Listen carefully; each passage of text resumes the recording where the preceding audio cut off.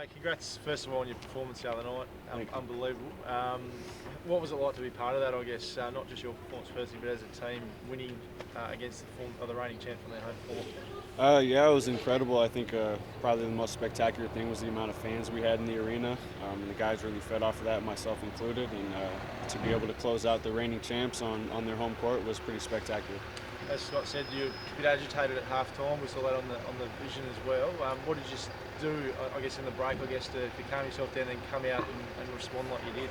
I have incredible teammates that have my back no matter what. They encourage me, they calm me down, they keep me focused, and Mika Vercona did an incredible job helping me to channel that energy into effective play and being aggressive, and it worked out. And that three ball, mate, that you scored, was that one of the biggest shots of your career, do you think, looking back now?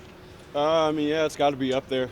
It was a little dagger that probably closed out the game a little bit, but we had to get some stops after that, and the guys grabbed some incredible rebounds, and we were able to hit free throws and close out the game. Seen that shot replayed 1,000 times in the last 3 days. Been called the logo and shot and whatnot. How does that sort of praise sit with you coming into a game like this? Does it fill you with confidence to take that shot? Well, like I said, I have incredible teammates that have given me confidence all year long. So this is just another game. We have nothing to lose. The experts say we're not supposed to be here, but everybody on this team believes we are. We've earned it every step of the way, so our confidence is sky high because of our body of work and nothing else. Do you hear that noise about the so-called experts, I suppose, saying that it's going to be a sweep and that sort of thing? You shouldn't be here. You won't take a game off Sydney, and if so, do you draw upon that? We don't care about it, whether it's about individual players or this team. We just go about our business. We just keep building. We just keep fighting and keep throwing haymakers, and that's the same thing we're going to do in this series, whether we win in 3, lose in 3, win in 4, whatever it may be. We're just going to keep marching and throwing haymakers. Where does this stack up, what this story is about, mate, in your career? I guess you've had anything like this before, what the JackJumpers have been able to do? Yeah, it reminds me of my time at Wyoming my junior year. We were in a very difficult conference and once again weren't supposed to do much, and we ended up winning the conference championship. And this group of guys reminds me of that team, how close-knit we are, and it's a group of quality guys that play incredibly hard. We're just looking to take it as far as we can go. I think it's forgotten a little bit that you do have a lot of winners on your team. You've got Sam and the guys from Perth and yourself back in Wyoming, of course. Do you feel that is forgotten about, that there is winning pedigree on the JackJumpers? I mean, we don't forget about it, and as far as we're concerned, the only opinions that matter are in that locker room.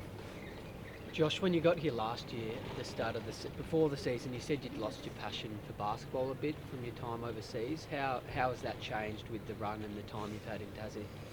I'm just going to keep going back to those guys in the locker room that have made this an incredible journey. The fans have been great. I'm happy to be here. I'm playing my style of game, which is what I was told I would be able to do, and that was the big issue in my past, is being told I'm going to play one way and getting brought in and commanded to play a different way, which made it very difficult. And these guys have become family for me, so it also makes it easier to be away from all my family back home. So, yeah, I mean, as you can see, that anger that I have on the court at halftime isn't so much anger as it is passion and desire to win. What does your family back home make of all this? Oh, they love it. They're up 5 a.m. watching the games. They're stressed out. They're on edge. They're sending me text messages. There's a lot of people back in the States that are pulling for the Jackies as well. What's your mental state at the moment, I guess personally, but also among the group? Excitement, relaxed, confidence. Like I said, we have nothing to lose. We planned to be here, and just like the last games, we expect to win here as well. And we're just going to go out and play our way, throw punches, and if we win, we win, and if we lose, we gave it all we had. What would it mean to bring a championship to this state, a state that hasn't had a great deal of team sporting success over the journey? Well, you see what it means for us to just be in this situation.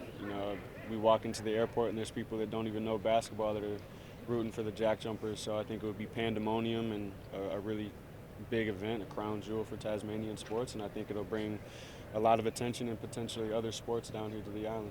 You were ultra aggressive in the game the other night. Was that a directive from the coach, or did you just know the importance of the game and decided to attack at all costs? And will you take that same mentality into tomorrow night? I feed off my teammates and the flow of the game. There's times where I need to take over, and there's times where I don't need to. And I think Melbourne did an incredible job throughout the series, making my life a living hell.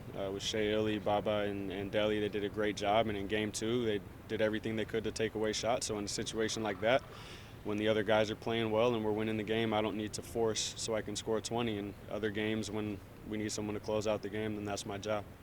Do you expect, I guess, after that last impressive game that Sydney will really have eyes on you, and how are you going to handle, I guess, that defensive pressure? Well, Sydney's an offensive-minded team, and I think they'll combat it by having their lead scorer try and be extremely aggressive as he always is as well. I'm sure they're going to make adjustments on me as we'll make adjustments on Jalen. But at the end of the day, it's what team is going to play harder and what team is going to execute better. It's not about me. I'm going to be aggressive when I need to be aggressive, and the other guys on the team are going to take over at times too. And we're just going to read the flow of the game. Thanks, Josh. Thank you.